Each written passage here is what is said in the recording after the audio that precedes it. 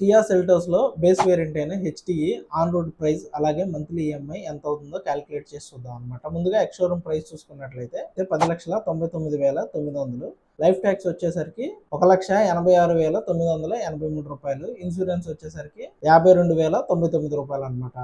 దీని ex showroom price మనకి more than 10 lakhs ఉంది కాబట్టి టీసీఎస్ 1% కూడా యాడ్ చేసుకుంటే టీసీఎస్ వచ్చేసరికి 10,999 రూపాయలు. సో ఓవరాల్ గా ఆన్ రోడ్ ప్రైస్ వచ్చేసరికి 13,49,982 రూపాయలు అనేది ఆన్ రోడ్ ప్రైస్ అవుతుంది అనమాట. మనం 20% డౌన్ పేమెంట్ అంటే అప్రాక్సిమేట్లీ 2.7 lakhs అనమాట. రౌండ్ ఫిగర్ 3 lakhs కనుక మనం డౌన్ పేమెంట్ పే చేసినట్లయితే మన లోన్ అమౌంట్ వచ్చేసరికి 10,49,982 రూపాయలు అనమాట.